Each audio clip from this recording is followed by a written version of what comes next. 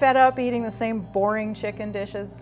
This week I'll show you how to make the quickest and tastiest chicken ever. Boneless, skinless chicken breasts are often the go-to protein when it comes to putting dinner on the table quickly. The problem is if they're not cooked properly, they can get really dry. I'm going to show you a super simple technique for cooking chicken that's quick and tasty and which guarantees a tender and juicy result. What we're going to do is season the chicken with a little salt and pepper, brown it on one side, then we're going to flip it over, add some liquid and seasonings, and then cover the pan to let the chicken steam in its own juices. That's it. So I'm going to start by just giving a little salt and pepper sprinkle to my chicken breasts. If you're on a low salt diet, you can skip the salt part if you want to. Just a few twists. You know, if you don't have a pepper grinder at home, I would suggest you get one. Fresh pepper tastes so great. And I've already got my pan heated up, and so what I'm going to do is I'm going to add the oil after the pan is hot. And the reason I do that is because when your pan is hot, you can use much less oil because it's going to spread very quickly with the heat. This is actually a non-stick pan, so I probably didn't have to use it at all, but we're going to put just a little bit of oil in there for flavor. It's nice and hot, and I'm just going to take this chicken and take the seasoned side, and I'm just going to place it right in that skillet. You can hear it sizzling. And I'm just going to put it in there for a few minutes until it gets brown. Once it gets brown on one side, we're going to flip it over and finish cooking. So my chicken's nice and brown on one side, so I'm going to flip it over. Look how pretty that is. This looks great. So I'm just going to flip it over, and I'm going to do this one really, really simply. I'm just going to sprinkle it with a little dried tarragon. I happen to like tarragon. It's good with chicken. It's kind of light, kind of sweet. And what I'm going to do is I'm just going to add a little bit of orange juice to my pan. And you can see it's bubbling up. I'm going to put my cover on, and I'm going to turn the heat down a little bit. It smells really good.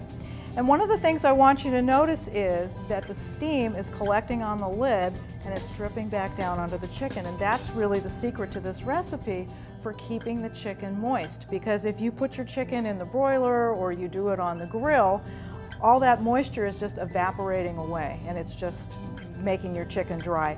So when this is done, we're going to let this cook for a little bit, and then when this is done, you're going to see how tender and juicy it really is. While the chicken's cooking, and the length of time is going to depend on how thick your chicken breasts are, but figure 10 to 15 minutes or so, let's talk about some of the ways you can vary this dish because there's almost an endless variety. As far as seasonings, you can use any herb you like. I use tarragon, but you can try basil, any herb that tastes good to you. Spices, you can use ginger, you can use garlic, you can use onions or onion powder, you can try curry powder. And then with your liquids, you've got a huge range too. So you can try wine. White wine or red wine works really well. Most of the alcohol cooks out if you're concerned about that. You can use broth. You can use chicken broth or vegetable broth if you want.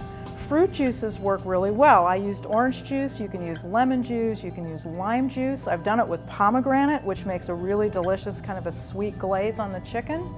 You can also use different vinegars. You can try balsamic vinegar, which gets kind of thick and syrupy, or rice wine vinegar, which is a little bit lighter.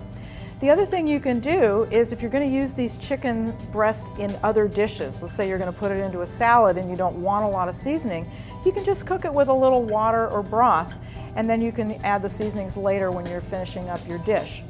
Some good combos that I like: lime juice with cumin, garlic powder, and chili powder gives kind of a Southwest flavor. I use this sweet herb like tarragon. I did mine with orange juice, but it's really good with balsamic vinegar because that's kind of sweet as well.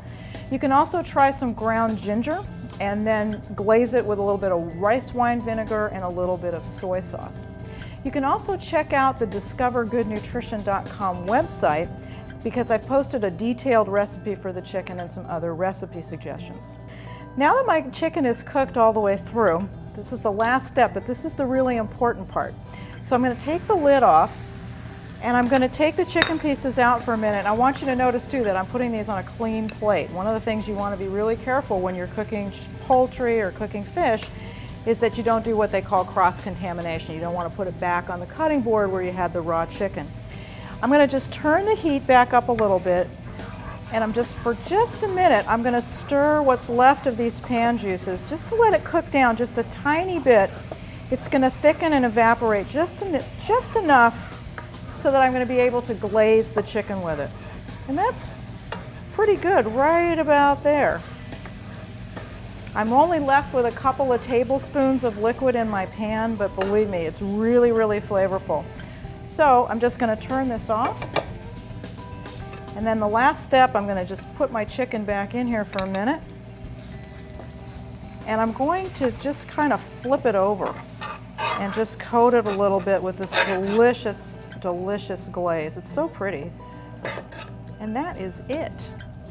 So I'm going to put it on my plate over here. And if you want, if you've got a little extra in the pan, you can pour the little bit of extra liquid right on top, like that. And if you want to get really fancy, you can put a little parsley on it, which always makes it look like it came from a restaurant. But one thing I also want to do is I just want to cut into it because I want to show you just really how nicely cooked this is and how juicy it is, and hopefully you'll be able to see. It's just perfectly cooked all the way through, and there's just some really nice liquid juice that's coming out of there. So that means that my chicken is really, really tender and it's just not dry at all. So I hope you get inspired to try this technique. Remember, it's really simple. Brown it, flip it, season it, add a little liquid, cover, and you're done. And you can get dinner on the table in 10 minutes.